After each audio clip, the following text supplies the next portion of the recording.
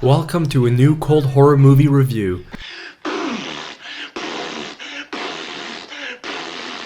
The Texas Chainsaw Massacre. Wow, what a horror movie. It's the stuff that nightmares were made of. For such a low budget, and the use of pretty much unknown actors at the time, it really gets under your skin, and once you see it, you can't unsee it. The story follows a group of young people, including two siblings, who go out to their father's old abandoned farmhouse in rural Texas. But would they have ever guessed that they would become prey to a family of maniacal cannibals? One of the reasons why this flick is so perturbing is because of the raw film quality. It gives off a very realistic and bleak feel, and for those who think that it's just another dumb and gory slasher pick, this is really not. It actually takes its time to build up suspense fairly well, and to set an atmosphere. The terrifying score, the use of desolate and abandoned houses filled with bones and human body parts everywhere, weird characters which you can't seem to ever totally trust, and of course, Leatherface, an absolutely demented man wearing a mask made from human skin, wielding a chainsaw. Wow. But despite the title, there aren't as many chainsaw kills during the whole movie as one could expect.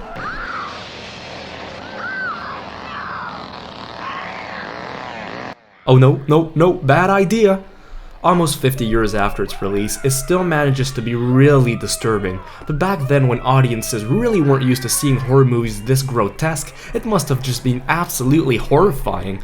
It spanned a series of sequels, prequels, remakes, and even a video game coming out later this month, but none of those other films were nearly as good or effective as the original 1974 classic. So yes, this was a great and ingenious horror movie. It's a must-see, not just for horror fans, but for film lovers in general. It's really good. What's up guys, it's me, Horrorgang again. Thank you for Awful Movie Reviews for having me on. And Brian, shout out of course. Today, obviously we're going to be talking about one of the greatest horror movies of all time, one of the most influential, one of the best all around, the Texas Chainsaw Massacre. For me personally, it is a great film. I love Tobe Hooper, and this is probably his best work, and I mean, it's hard to top.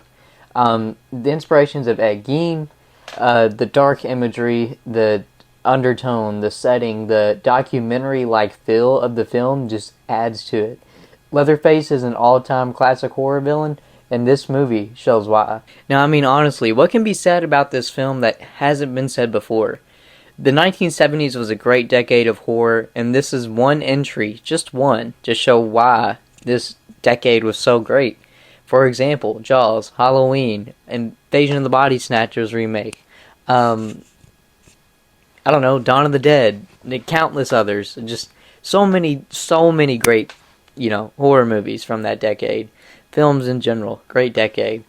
But the Texas Chainsaw Massacre is one of the most gritty, most dark. It is really, really good. If you have not seen this film, what are you doing? Tobe Hooper is a great director and a great horror movie icon. This film shows exactly why. You see so many shots throughout the film that are shot in such a specific way.